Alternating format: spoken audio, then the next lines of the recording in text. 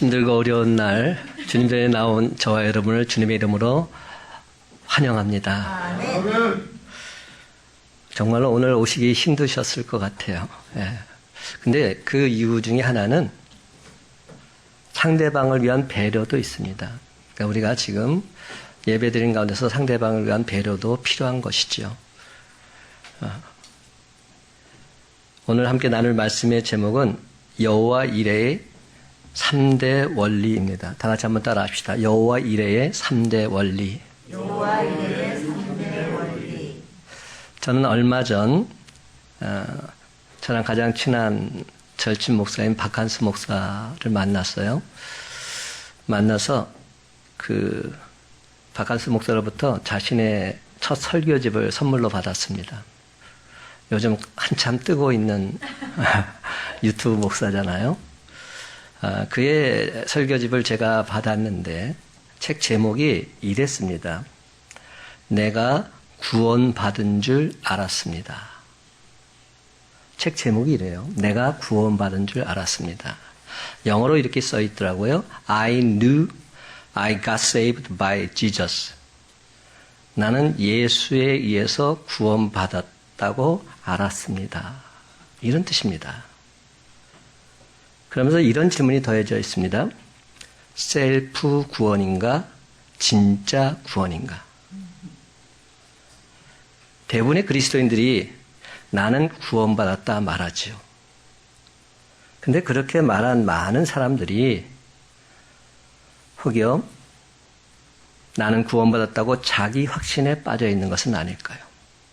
아니면 나는 구원받았다고 자기 스스로 믿고 싶은 것은 아닐까요? 나는 구원받았다 자신 있게 말하는데 하나님 보시기에는 너는 아니야. 나는 너 몰라. 이렇게 말씀하지는 않으실까요? 지난 한 주간 동안 우리나라에는 많은 일들이 벌어졌어요. 대구 신천지교회로부터 일파만파로 번진 코로나 확진자들로 인해서 대한민국은 지금 완전 패닉 상태에 빠져 있습니다. 제 딸아이 지금 울산에 사는데요. 울산 지역에는 별 문제가 없었는데 갑자기 거기도 확진자가 생겼어요. 그래서 원래는 딸아이가 내일 이사를 하기 때문에 사모가 오늘 가기로 했어요. 근데 오지 말라고. 지금 그런 상황이 되어 있습니다. 모든 사람들이 다 이런 일들을 지금 겪고 있지요. 그런데 안타까운 사실은 교주인 이만희 씨가 이번 병마 사건은 신천지가 급성장한 것을 사탄 마귀가 보고서 이를 저지하고자 일으킨 짓이다. 이렇게 말했다는 그런 이야기가 뉴스에 나왔습니다. 한마디로 어이상실. 참으로 가짜가 진짜인 양 판을 치고 있는 세상입니다. 지금 누가 누구에게 무슨 말을 하고 있는 겁니까? 그러므로 오늘 시간 우리는 무엇이 복음이고 무엇이 참된 진리인지 다시금 분명히 깨달아 아는 그런 시간이 되기를 바랍니다. 우리가 지금 힘들고 어려운 시간에 이 자리에 나왔는데 이 시간 하나님의 놀라운 은혜와 사랑, 능력, 진리를 깨닫지 못하고 돌아간다면 어찌 보면 이 한 시간이 헛된 시간일 수도 있기 때문에 그러므로 오늘 시간 진짜 하나님 말씀을 묵상하고 이 말씀을 듣고 이 말씀을 새기면서 다시금 주님께서 원하시는 믿음의 용사, 믿음의 아들, 믿음의 딸로 든든히 세워지는 저와 여러분 되시기를 예수님의 이름으로 간절히 축원합니다. 그런데 여러분, 우리가 무엇이 복음인지, 무엇이 참된 진리인지 왜 자꾸만 이것이 흔들리게 될까요?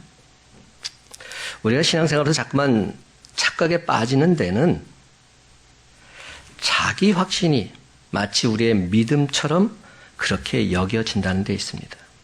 우리가 신앙생활에서 분명히 기억해야 될 것은 이게 내 확신인지 내 신념은 아닌지 이것을 항상 돌아봐야 됩니다. 사도 바울도 그래서 항상 하나님 말씀 붙잡고 계속적으로 그 말씀을 따라 살고자 애쓰고 힘쓰고 있어요.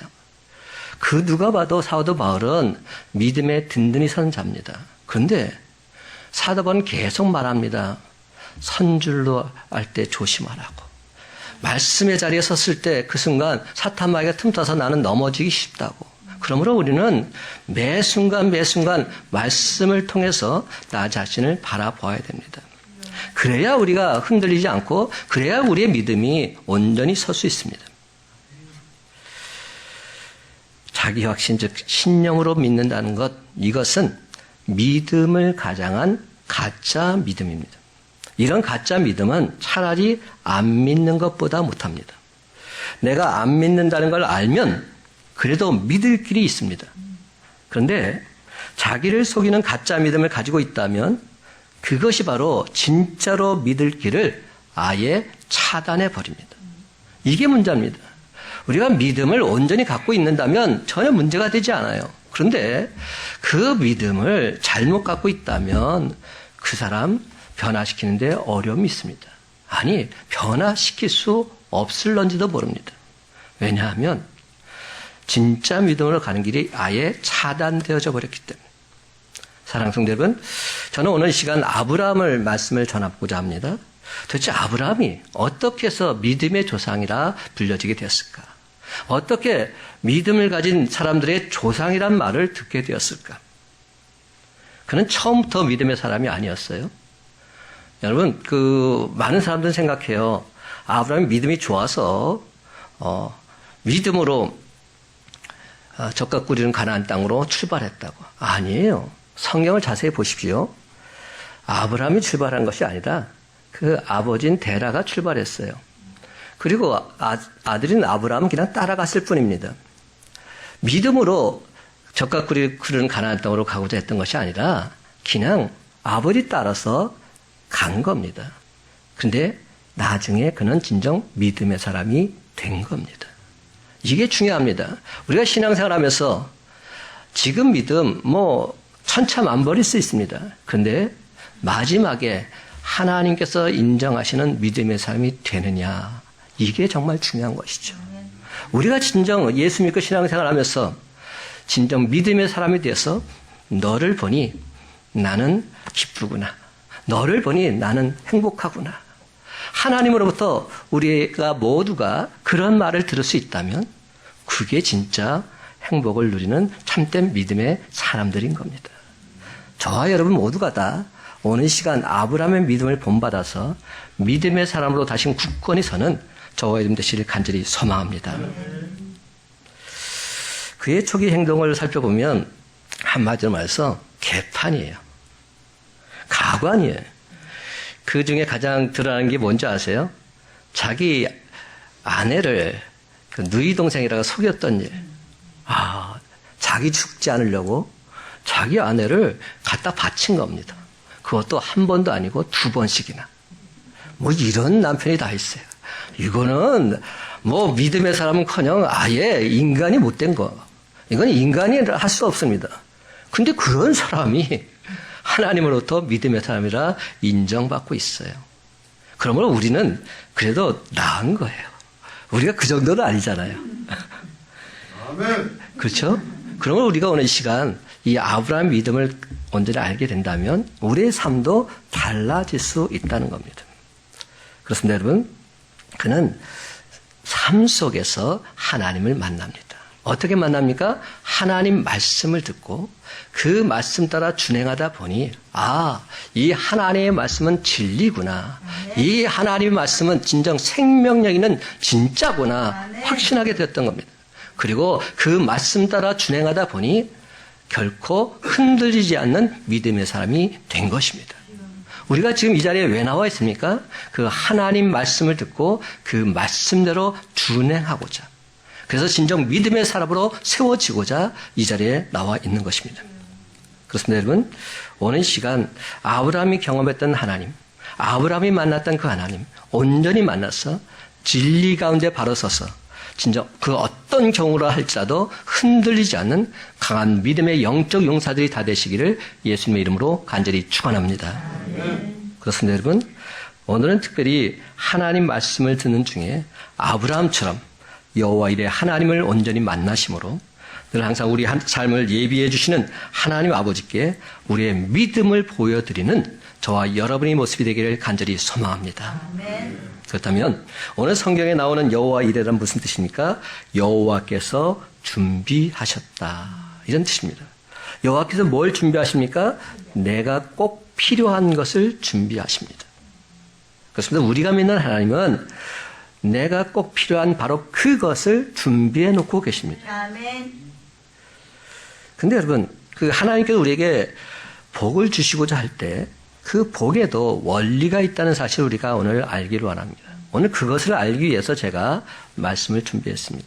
하나님 무조건 아무렇게나 복을 주지 않으십니다. 하나님이 복을 주실 때에는 원리를 따라서 주십니다. 그래서 모든 사물에는 원리가 있죠. 과학에도 원리가 있고 경제에도 원리가 있습니다. 심지어 교회 성장에도 원리가 있습니다. 목적이 이끄는 삶의 저자인 릭 워렌 목사님은 교회가 성장하기 위해서는 5가지 성경적인 원리가 있다 말합니다. 그것이 뭔지 아세요? 예배, 훈련, 교제, 사역, 전도. 예배, 훈련, 교제, 사역, 전도. 이 원리만 우리 삶 속에서 온전히 적용되면 나 자신도, 우리 가정도, 우리 교회도 성장하게 되어 있다 말합니다. 성장할 수밖에 없다는 겁니다. 마찬가지로 하나님께서 주시는 복에도 그 원리가 있고 그 원리를 온전히 알게 되면 모든 것이 쉽사리 완벽하게 해결되어질 수 있습니다. 여러분 혹시 지렛대의 원리 다 알고 계시죠? 지렛대. 그 6사람이 아무리 매달려도 꿈쩍같던 그런 돌이라 할지라도 지렛대를 딱 받치게 돼서 들게 되면 혼자서도 너끈히 그 돌을 들어 올릴 수 있게 됩니다. 여기 피아노가 있어요. 여러분 피아노 장정 4사람이 들려고 해보십시오. 잘 못 듭니다. 힘이 듭니다. 저는 지금은 그래도 좀 운동을 해서 약간 근력이 생겼는데 제가 청년 때는 너무 호리호리했어요. 근데 저희 직장 생활 할 때는 그때만 해도 뭐 위에 그 상사가 이사를 간다 그러면 가서 이삿짐을 날라주고 그랬어요.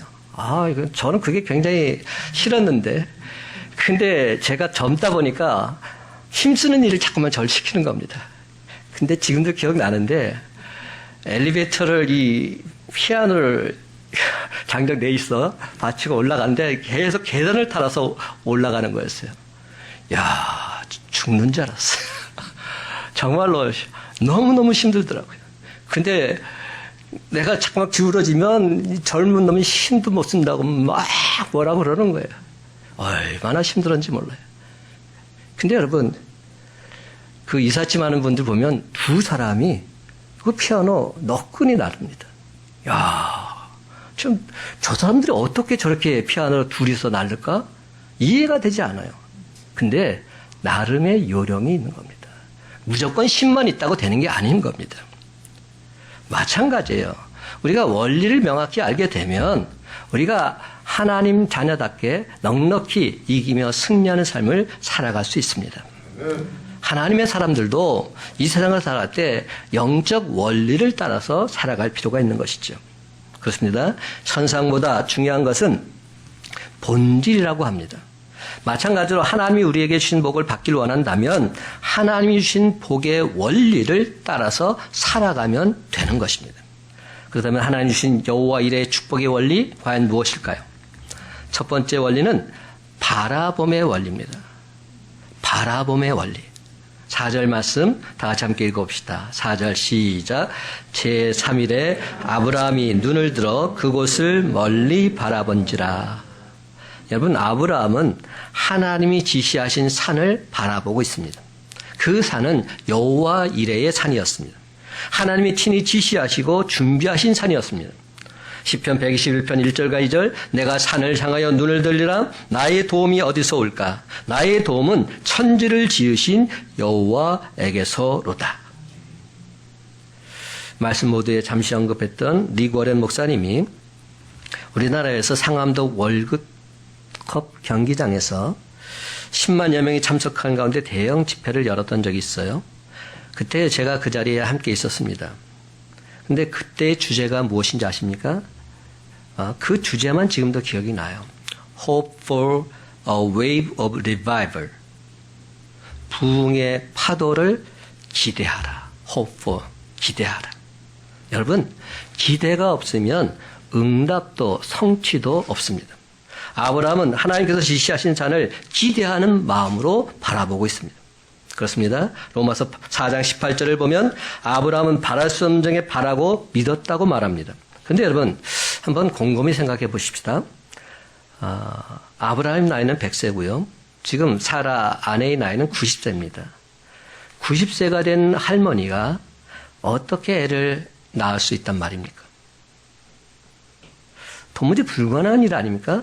이처럼 전혀 소망이 없고 기대가 없는 그런 상황 속에서도 아브라함은 하나님 말씀을 따라서 바라보고 있습니다. 하나님을 믿었기에 가능한 행동입니다. 하나님을 믿지 못한다면 절대로 불가능한 행동인 것이죠. 그러자 여러분, 그 기대가 꿈이 아니라 현실로 나타나고 있습니다. 놀라운 하나님의 기적이 일어나고 있는 겁니다. 그렇습니다. 이는 아브라함이 이삭을 데리고 모리아산을 올라갈 때 그때의 모습을 다시금 보게 됩니다. 그 당시 자기 아들을 데리고 모리아산에 올라갔지만 내려올 때는 어떤 모습이었습니까?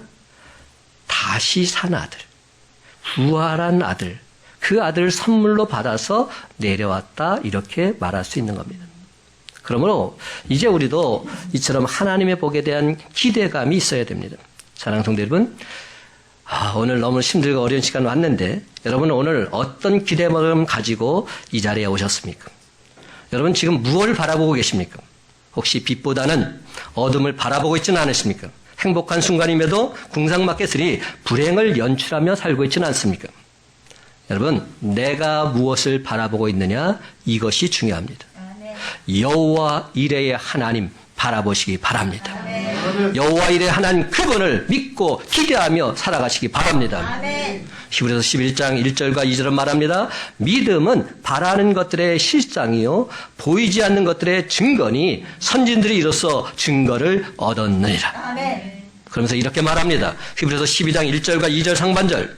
이러므로 우리에게 구름같이 둘러싼 허다한 증인들이 있으니 모든 무거운 것과 얽매기 쉬운 죄를 벗어버리고 인내로써 우리 앞에 당한 경주를 하며 믿음의 주여 또 온전하게 하시는 이인 예수를 바라보자. 아멘. 이게 정답입니다. 믿음의 주여 또 온전하게 하시는 이인 예수를 바라보자. 그러면 된다는 겁니다. 사랑하는 성도 여러분, 믿음의 주요 또 온전하게 하시는 이인 예수 그리스도 그분만을 바라보시기 바랍니다. 아무런 소망이 없는 중에도 여호와 이레의 하나님 그 하나님께서 행하실 축복의 파도를 기대하면서 오직 주님만 바라보며 살아가는 저와 여러분의 삶이 다 되시길 주님의 이름으로 간절히 축원합니다. 두 번째로 설교 말씀 속에서 항상 등장하는 그 메뉴가 또 하나 있죠. 순종의 원리예요. 이것은 아무리 말해도 지나치지 않습니다. 순종의 원리. 아들 이삭을 번제로 드리라는 명령을 받았을 때 아브라함이 취한 자세, 행동 한번 우리가 살펴보십시다. 그런데 여러분 아무리 좋은 말이라도 엄청나게 신뢰되는 말이 있을 수 있어요. 예를 들면 이런 거예요. 저처럼 워낙이 그지없는 그런 목사에게 어떤 분이 이런 말을 했다고 생각해 봅시다. 당신은 살아있는 부처님이십니다. 어떤 뜻인지 알겠죠? 너무 마음이 좋다는 거 아닙니까? 근데 목사 보고 당신은 살아있는 부처님이십니다. 이렇게 말한다면 목사가 기분 좋을 리 만무하죠. 이것은 적용을 잘못한 겁니다. 저는 운동을 참 좋아하는데 투수 그 중에서도 강속구 투수가 굉장히 인기가 많습니다. 근데 직구밖에 못 던지는 투수에게 당신은 정말로 정직한 사람입니다. 이렇게 말했다면 이게 무슨 말입니까? 비꼬는 말입니다. 너 아무리 볼이 빨라도 너 직구밖에 못 던지잖아. 그거 맘만 먹으면 다 때려낼 수 있어. 한마디로 그를 향해 저주하는 말일 수 있다는 겁니다. 저희 아버님이 머리가 없으셨어요. 그래서 저희 삼형제 중에서 굉장히 고민한데 우리 막내가 그렇게 일을 했어요. 그래서 저는 이렇게 비껴나가서 감사하긴 한데 여러분 그 매일 머리카락 한 올 한 올을 세고 있는 그런 사람에게 오늘 이 자리에 참석해 주셔서 빛이 났습니다. 오늘 참석해서 자리가 참 빛이 났습니다. 이렇게 말한다면 이는 그를 향한 엄청난 욕이 될 수도 있는 겁니다. 그렇죠? 엄청난 화상을 입은 그런 환자를 앞에 놓고서 당신의 화끈함이 마음에 듭니다. 뭐 이렇게 말했다면 이 역시 불난집에 부채질하는 그러한 꼴이죠. 요즘은 우리가 100세 시대를 살자고 말하죠. 그리고 실제적으로 그게 가능할 것 같습니다. 큰 다른 일들이 없다면 정상적으로 살게 되면 그렇게 가능할 수도 있게 여겨집니다. 근데 금년에 99세를 맞이하시는 노인분에게 할아버지 100살까지 사세요. 백수하세요. 그럼 이게 무슨 뜻입니까? 곧 죽으세요. 이 말 아닙니까? 여러분 아무한테나 적용하면 안 되는 겁니다. 우리에게는 다 백수하세요. 그러면 다 그게 칭찬이죠. 그게 덕담이죠. 근데 99살 노인에게는 그건 덕담이 아닌 겁니다. 이제 곧 죽으라는 말과 똑같기 때문에. 그렇습니다, 여러분. 아무리 좋은 말이라 할지라도 때와 장소, 대상을 가려서 해야 좋은 말이 됩니다. 근데 오늘 이 아브라함 이 사건 저 사건을 보면 하나님과 이 아브라함의 대화는 좀 이해가 안 되는 대화예요. 아브라함이 이삭을 100세에 얻었습니다. 근데 하나님께서 그런 아들을 도로 제물로 바치라고 말씀하는 겁니다. 이게 도대체 무슨 말입니까? 근데 바로 그때 믿음의 조상 아브라함의 행동을 보시기 바랍니다. 근데 그는 다르다는 거죠. 처음 젖과 꿀이는 가나안 땅으로 나아갈 때의 그 모습과 지금 아들 이삭을 번제로 드릴 때의 모습은 180도로 달라져 있다는 겁니다. 3절에 보면 첫 번째 그는 즉시 순종하고 있어요. 하나님이 말씀하셨는데 도무지 말도 안 되는 지금 말씀을 하시는데 그는 즉시 순종하고 있어요. 3절 보면 아브라함이 아침에 일찍이 일어나 나귀의 안장을 지우고 그리고 3절 끝에 이렇게 되어 있어요. 하나님이 자기에게 일러주신 곳으로 가더니 아침 일찍 떠났다는 것을 강조합니다. 그래서 그는 즉시 하나님 말씀에 순종한 사람으로 바뀌어져 있는 겁니다. 4절에서는 어떻게 행동합니까? 둘째, 순종의 인내를 소개하고 있어요. 근데 아브라함이 모리아산으로 가는데 무려 3일 길을 걸어갔다는 겁니다. 이게 바로 눈앞에 보이는 모리아산이 아니라 3일 길을 걸어야 당도할 수 있는 그러한 산을 가게 된 겁니다. 3일이면 고무신 거꾸로 바꿔 신기에 충분한 시간입니다. 인간의 인내를 시험하는 최고의 시간이 3일이다 말합니다. 우리도 얼마든지 순간적인 충동과 용기를 내어서 결단할 수는 있습니다. 그런데 시간이 흘러가면서 우리의 결단은 흐려지게 되어 있어요. 내가 아무래도 뭔가에 단단히 홀렸지. 내가 그때 제정신이 아니었나 봐. 이러면서 의심을 품고도 다시금 원점으로 돌아가기에 충분한 시간입니다. 그래서 여러분 결단한 것을 초지일관 밀고 나간다는 것 쉽지 않습니다. 그래서 생겨난 말이 뭐죠? 작심삼일. 이 3일이란 말이 굉장히 중요한 포인트입니다. 우리가 하루 이틀은 견디는데 3일째 가면 결국 흔들려서 넘어진다는 거죠. 이게 우리 인간의 한계점이다 말할 수 있는 겁니다. 3일이 고비입니다. 여러분 금년을 어떻게 시작하셨습니까? 금년을 시작한 지 이제 2달이 다 지나갑니다. 2020년 이 새해만큼은 지난해와는 다른 삶을 살아야지 결단한 것 분명히 있으실 것입니다. 근데 그 결단 아직도 유효하십니까? 혹시 작심삼일로 끝난 그러한 성도는 없으십니까? 새해를 시작하면서 많은 사람들이 새로운 계획을 세웠습니다. 새로운 다짐들을 했습니다. 어느 방송사에서 설문조사를 한 게 있는데요. 계획은 세웠지만 이미 실패했다든지 아니면 아직 실행에 옮기지 못한 것들이 무엇인지 그것을 설문조사했습니다. 그랬더니 1위가 뭔가 하면 운동이에요. 사람들이 새해는 항상 이걸 계획에 세우는 것 같아요. 1위가 운동, 2위는 어학 공부, 3위는 다이어트, 4위는 금주, 금연, 5위는 그래도 고상하게 독서, 뭐 이런 게 들어있었습니다. 만약에 우리 그리스도인들이 동일한 질문을 들었다면 무엇라 대답했을까요? 뭐 이것은 제 경험상이지만 1위는 주일 성수, 그래도 주일만큼 꼭 지키자. 2위는 그래도 1년에 한 번은 성경을 읽어야지, 성경 통독. 3위는 매일매일 기도하는 삶을 살아야지. 4위는 그래도 1년에 전도와 구제하는 삶을 꼭 해야 되지 않겠는가. 그리고 마지막 5위는 가정재단이 많이 무너졌는데 우리 가정재단이 다시 한번 세워졌으면 좋겠다. 뭐 이런 기도 제목일 수 있습니다. 그런데 여러분, 그 결심과 결단이 며칠, 몇 주, 몇 달이 가십니까? 그러고 보면 아브라함이야말로 대단한 순종의 사람이라 말하지 않을 수 없습니다. 근데 그의 순종의 클라이막스가 바로 9절과 10절입니다. 세 번째 모습인데요. 다 같이 9절과 10절 말씀 한 목소리 읽길 원합니다. 시작.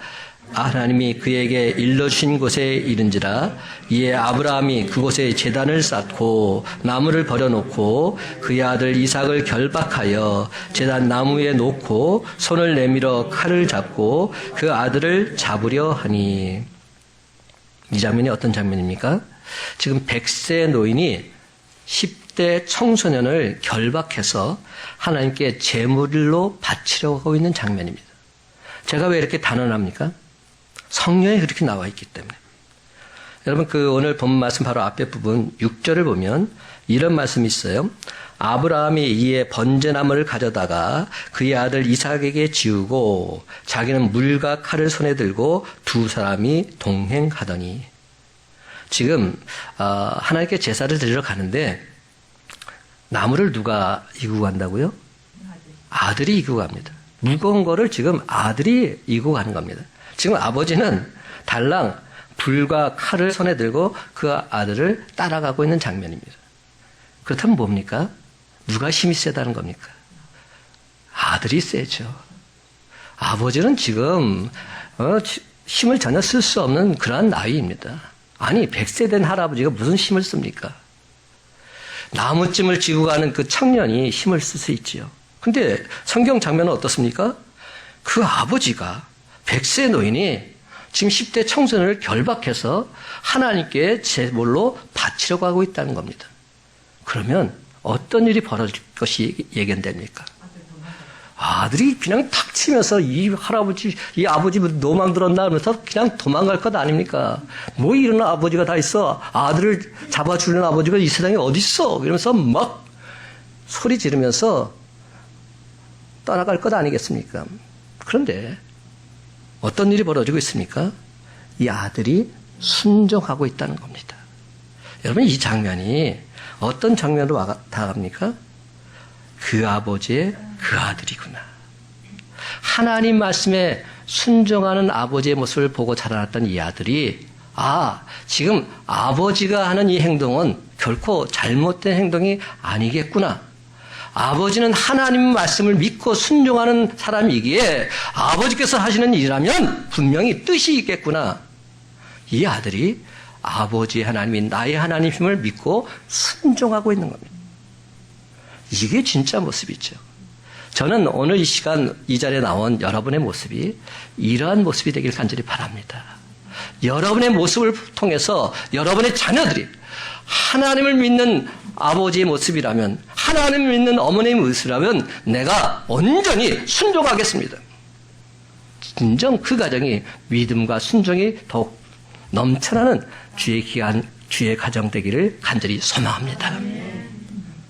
오늘 말씀 속에서 아브라함의 믿음이 아들 이삭에 흘러갔음을 우리가 보게 되는 것이죠.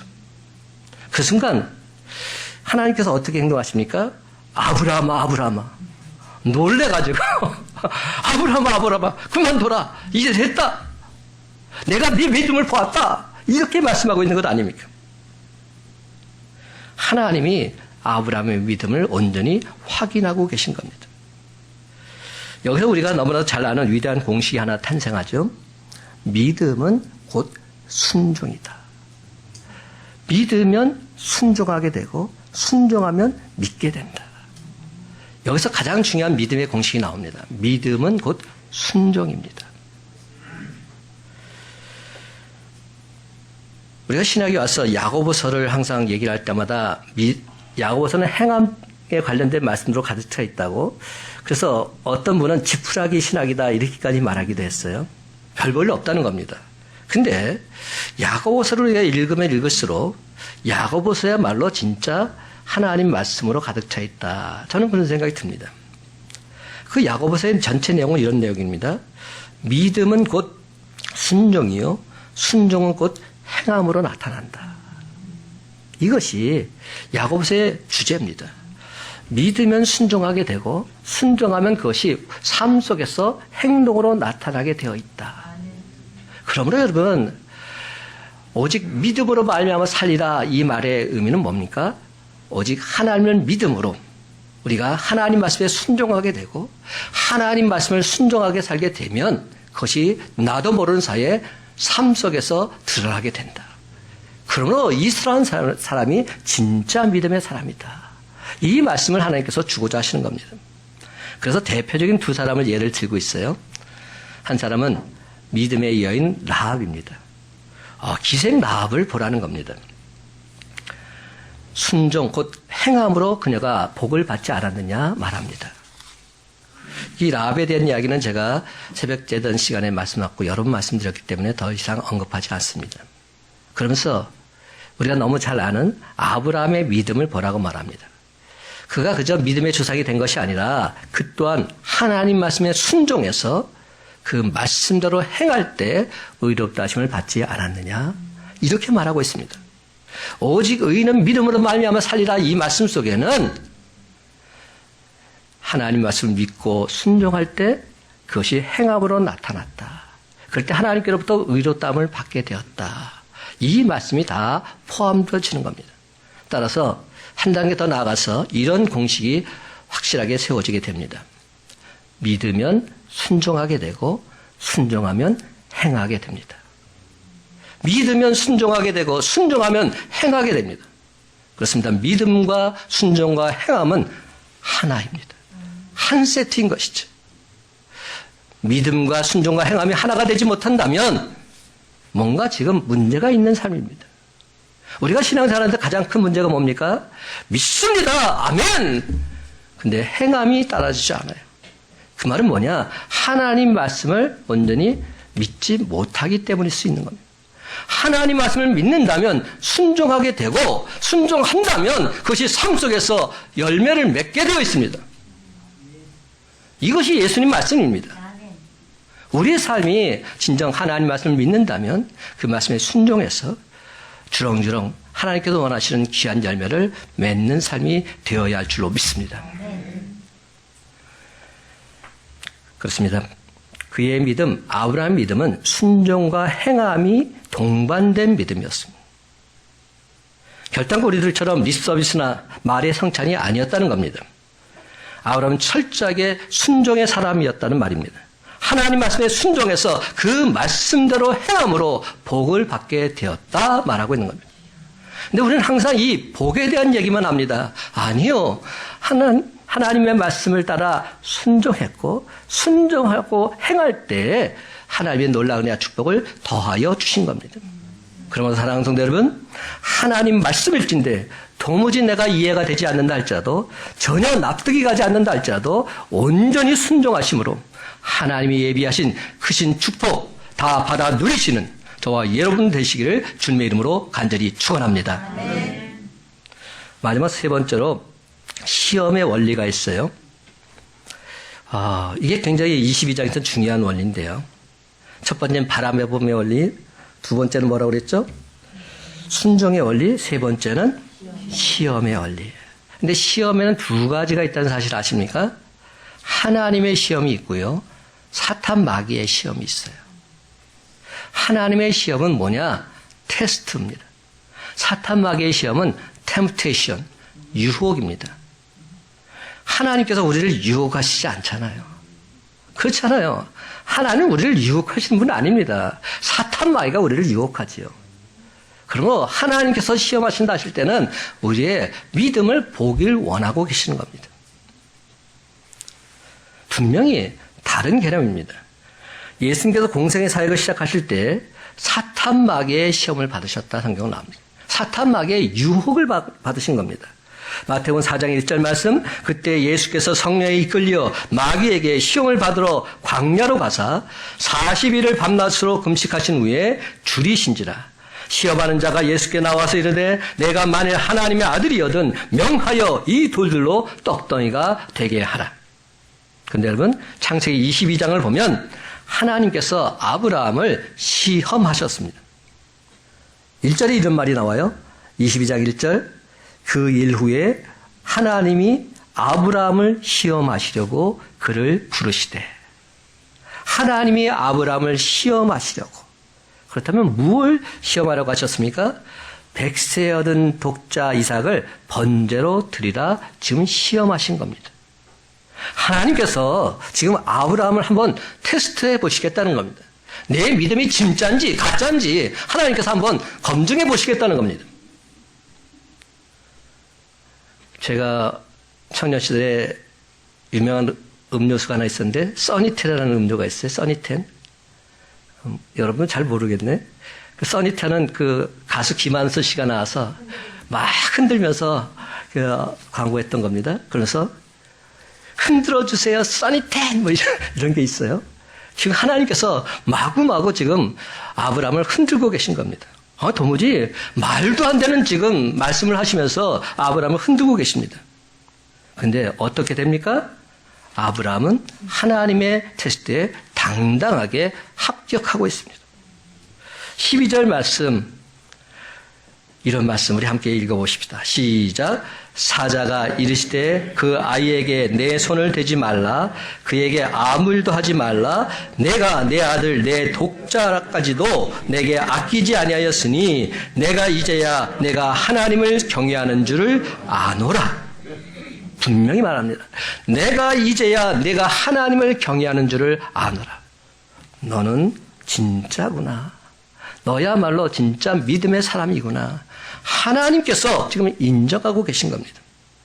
하나님께서 테스트해 본 결과 이제야 분명히 너를 알겠다는 겁니다. 그리고 나서 하나님께서 주신 복이 14절에 여호와 이레의 축복으로 이어지고 있습니다. 성경 속에서 우리는 하나님의 테스트를 합격한 예와 불합격한 예를 종종 발견하게 됩니다. 아브라함은 우수한 성적으로 합격했습니다. 그런데 그의 후손 이스라엘 백성들은 광야 시험에서 그만 불합격하고 말았지요.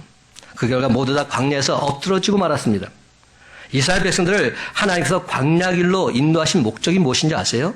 신명기 8장에 분명히 나와요. 그들을 시험하시고자 함이었다고. 테스트하시고자 함이었다고. 근데 이 테스트에서 걸려 넘어지고 만 겁니다. 그들은 패스하지 못했습니다. 하나님께서 더 큰 선물, 더 큰 축복을 저 가나안에 미리 준비하시고서 과정을 지금 테스트하고 있는 건데 그만 불합격하고 만 겁니다. 저와 여러분이 그럴 수 있다는 겁니다. 그래서 여러분, 이 시험이라고 하는 것은 하나님이 우리에게 그릇을 준비해 놓으시는 것과 같습니다. 우리가 복을 달라고 하면 하나님 거저 복을 주시지 않고 효과적으로 그릇에 담아서 주십니다. 우리 인간들처럼 돈을 주지 말아야 될 것을 줘서 그 아이를 망하게 하는 그런 하나님이 아니십니다. 생각해 보십시다.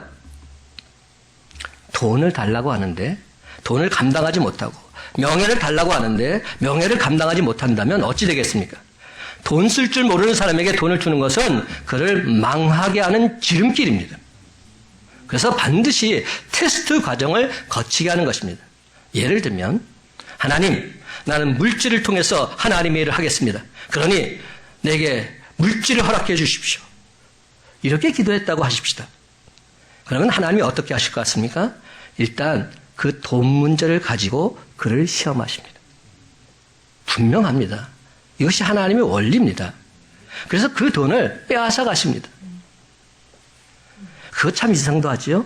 나는 지금 하나님께 물질의 축복을 달라고 했는데 그 물질을 하나님께서 빼앗아 가시는 겁니다. 돈 달라고 했는데 오히려 하나님께서 돈을 요구하십니다. 내 거니까 도로 달라고. 하나님의 시험에 합격하게 되면 그제서야 누르고 넘치도록 복의 복을 더하여 주십니다. 그러므로 여러분, 하나님의 시험 온전히 통과하시기 바랍니다. 하나님께서 우리가 원하시는 것을 주실 때는 반드시 우리가 원한 그것을 가지고 시험하십니다. 그렇습니다. 복을 주시기 전에 먼저 우리에게 요구하시는 것이 있다는 겁니다. 건강이 필요한 자에게는 건강의 문제로 우리에게 힘들고 어려움을 요구하십니다. 시간이 없다고 하는 자에게는 도리어 시간을 내달라고 우리에게 요구하십니다. 많은 사람들이 이런 문제에서 자꾸만 넘어지는 것 같아요. 아브라함이 간절히 원했던 게 뭐죠? 자손을 달라는 것이었어요. 하나님, 내게 자손을 주십시오. 자녀를 허락해 주옵소서. 그 마음을 아시고 하나님께서 어느 날 밤 잠을 자고 있던 아브라함을 깨우시지요. 그리고 밖으로 나오라고 하시더니 하늘을 바라보라고 하십니다. 별들이 반짝이고 있었는데 한번 세어보라고 하십니다. 별 하나, 나 하나, 별둘, 나 둘, 별 셋, 나 셋, 끝이 없습니다. 별들을 세다가 결국은 포기하지요. 바로 그때 하나님께서 주신 약속이 무엇입니까? 내 자손을 이와 같이 많게 하리라. 여기까지는 좋아요. 내 자손을 이와 같이 많게 하리라. 근데 여러분, 이 약속을 하신 다음에 바로 주셨습니까? 아니에요. 바로 주셨다면 우리는 문제가 없지요. 쉽사리 줄줄이 자손을 허락해 주셨다면 얼마나 좋았겠습니까?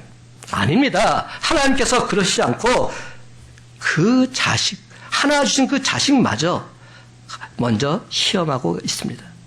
그 사랑하는 자식, 그것도 100세 얻은 귀한 독자, 그 아들을 도로 바치라 말씀하십니다. 이런 상황이 있었을 때 여러분은 어떤 생각이 드십니까? 이런 하나님이 다 있어. 웬만한 사람 같으면 하나님이 망령 들었다고 딱 뒤도 안 돌아보고 돌아섰을 것입니다. 나 이제부터 하나님 안 믿어. 아니, 하늘의 별처럼 자손을 주신다고 약속하실 때는 언제고, 이제 와서 하나밖에 없는 아들을 도로 달라고? 그 싹마저 완전히 달라버리시겠다고? 근데 여러분, 아브라함을 보시기 바랍니다. 16절, 17절, 18절 제가 한번 읽어볼게요. 여호와께서 이르시기를 내가 나를 가리켜 맹세하노니 내가 이같이 행하여 네 아들 내 독자도 아끼지 아니하였은즉 내가 내게 큰 복을 주고 내 씨가 크게 번성하여 하늘의 별과 같고 바닷가의 모래와 같게 하리니 내 씨가 그 대적의 성문을 차지하리라. 또 내 씨로 말미암아 천하 만민이 복을 받으리니 이는 내가 나의 말을 준행하였음이니라. 아멘입니다. 이는 내가 나의 말을 준행하였습니다. 그래서 아브라함은 마침내 시험에 당당히 합격하게 된 겁니다. 테스트 멋지게 통과하게 된 겁니다. 결국 그는 크나큰 복을 받게 되었고 하늘의 별처럼 자손들을 얻음으로 믿음의 조상으로 든든히 서게 된 것입니다. 사랑하는 성도 여러분, 물질의 축복을 원하십니까? 물질의 시험 잘 통과하시기 바랍니다. 하나님이 나를 믿고 얼마든지 그 물질을 맡길 수 있도록 하나님께 신용을 쌓아서 물질의 청지기가 되시기 바랍니다. 그러면 되는 겁니다. 건강의 축복을 원하십니까? 여러분, 주를 위해서 얼마나 헌신하며 살고 계십니까? 여러분의 몸이 연약하면 연약한 대로 주의 일에 더욱 힘쓰시기 바랍니다. 그러면 하나님께서 반드시 건강의 축복 또한 덤으로 허락해 주실 줄로 믿습니다. 성경에서 고난에 사랑하면 우린 주저하지 않고 욥을 들지요. 남들은 일평생 당할까 말까 하는 시련 한두 가지도 아니고 총천연색으로 그는 겪고 있어요. 물질은 물론이요. 자녀들 다 죽고요. 심지어 아내마저 떠나고요. 욥 자신도 엄청난 질병에 걸리게 됩니다. 그런데 이러한 절체절명의 위기의 순간에도 욥이 끝까지 모진 고난을 참고 견딜 수 있었던 원동력 어디에 있었을까요? 우리가 너무나도 잘 아는 욥기 23장 10절 말씀, 그러나 내가 가는 길을 그가 아시나니 그가 나를 단련하신 후에는 내가 순금같이 되어 나오리라. 여러분, 내가 가는 길을 누가 하신다고요? 그는 바로 하나님이십니다.